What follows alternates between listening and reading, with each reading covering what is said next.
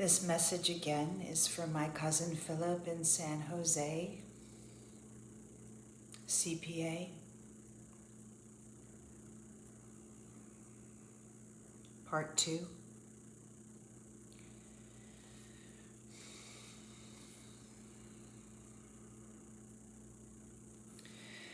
Phil, the relationship between blood brothers nobody can touch. It seems like different family members may try to separate in all different ways by their mannerisms, but it is a blessed space. It could have challenges, but all people need to do is root it on from the sidelines, kind of like cheerleaders. So whatever happened between my father and your father is sacred and only unto them. It's unto nobody else. It wasn't my issue, nor was it yours, nor was it your children's. But I do root it on towards healing, and I think I mentioned carefully a way in which it could heal. I enjoyed visiting you a few years ago on my dime, even though my yoga boat is a little bit smaller than yours perhaps. Spending a moment on Nob Hill at that hotel that I stayed at for 2 to 3 nights, mostly wanting to have a moment with you. That being said, we sat for a couple hours in the piano bar there. I don't know if you could hear, but the pianist was playing music from the era of my father, your father, that was precious and serendipitous and so on and so forth. It was serendipitous. And I will forever appreciate that pianist in the background. You're very intellectual, and a lot of your energy is kind of up here. I'm hoping you bring more energy into your heart area and your body, your spirit, your heart, and your intellect all going together at the same time. I'm glad I got to meet your daughter, finish up with you, walk through the Tenderloin, past many people going through all kinds of crazy journeys. I can't say that maybe if I did all kinds of drugs, it might help to numb the pain or soothe, numb, but still I'm aware that drugs and alcohol are more or less a band-aid typically to push down whatever the issues are, and you still have to confront the issues head on. Your daughter, I don't know if she's aware she comes from a family of small business owners, and that's something to be very proud of. And I understand she aligns herself with a pretty well-known figure in the country. But just to be fair, when a parent is supporting children to a large extent, perhaps unfortunately, the children sort of have to align with the thinking of the parent just because the parent is paying for everything.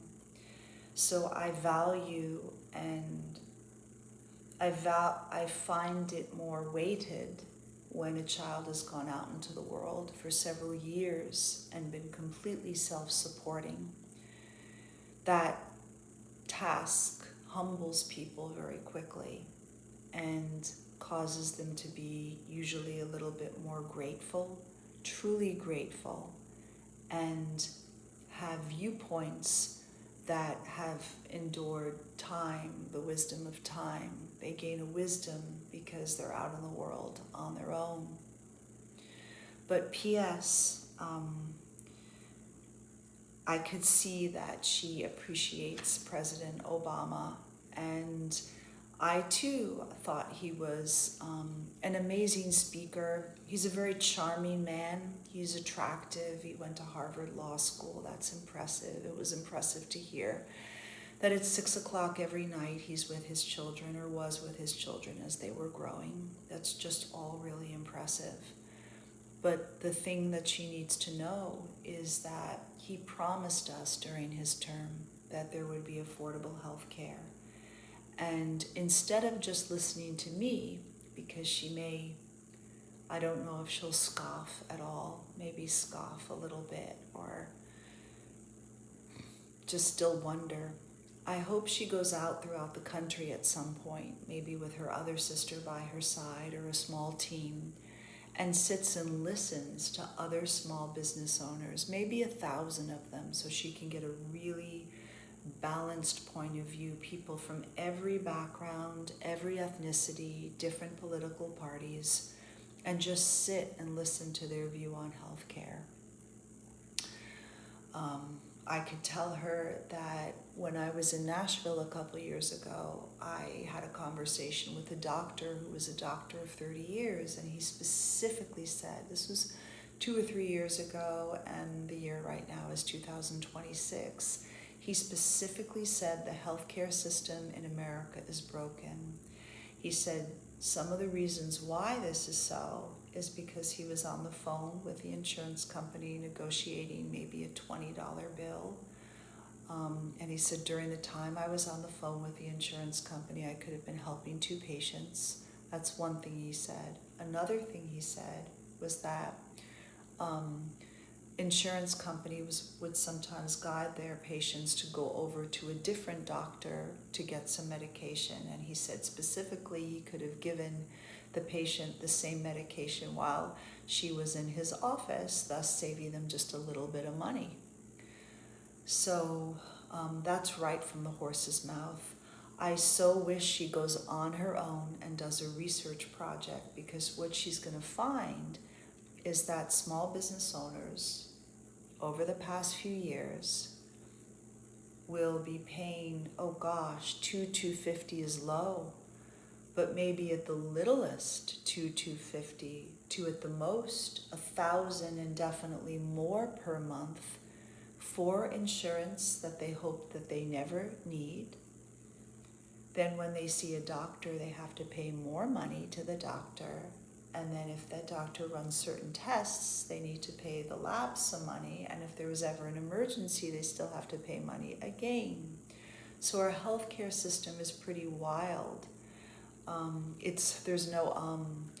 The young man, Luigi Maggione, was so emotional about it. He did something that's pretty extreme on some level.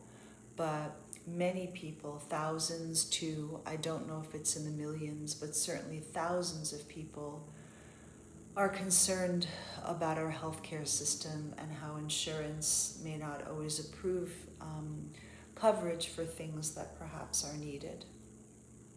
But I wish her this research project, and I wish when she's done, she's most likely going to discover the brokenness and the challenge of our healthcare system. I hope through her ability and through her skill set and through her education and through her degrees that she actually helps to implement policy in specific that helps small business owners, of which she is a part of, because that's a lot of her bloodline, throughout the country, making healthcare truly more affordable, as President Obama promised all of us it would be. I remember when he made that promise years ago, I got all excited that he said that, and then by the time he left office, the thing that he promised did not really manifest. In fact, here in the Southwest, insurance rates at the time were literally shooting up to about $1,000 a month. There was almost no competition. Only one insurance company seemed to be coming onto the scene. And just like I said earlier, you still pay per month, hoping you won't need to use any of those monies. You still pay when you see a doctor.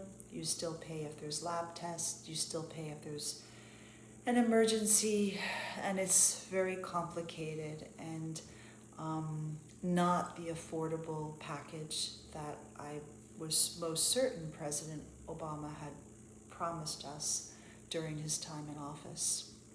So I would like to spend more time with your children, Philip, both of them, and get to know them over time as individuals, just the four of us, the five of us, me, you, your wife, and your children, whether you came to where I live or I come over to you. Please, can we make that work? It takes eye-to-eye conversations to parse out difficulties. That's the best way to do it. You do it without running away, without ghosting, without abandonment. Unless there's a situation in America where a child truly has been hurt, whether they were touched inappropriately or their father beat them, those are situations separate from ours. I never did those things to anybody. But aside from those abominable situations, and we all know what those are, ghosting, abandonment, running away is cold, it's cruel on an emotional, psychological, spiritual level, it's evil. There's some level of satanicness in it, in that it's left me completely alone as an individual, because a lot of our bloodline is practicing this way. They don't maybe even know it. No one really calls them out on it. They don't know it. They're not aware. They may not want to be aware. And here I am standing alone in front of 100 people doing generational trauma healing work all by myself, hoping that maybe there'll be a breakthrough. And since none of you are allowing me to sit with you eye to eye as we're supposed to do, to hash out things, I'm trying in different ways to present this information to the universe, hoping that in the farthest corners of the universe there'll be guidance, stronger guidance than I can manifest on my own. I'm just one single person. Guidance that will help me learn, be educated in this area, because I certainly don't know how to navigate all this on my own. Ohana, Ohana, Ohana, Ohana, Ohana, Ohana, Ohana.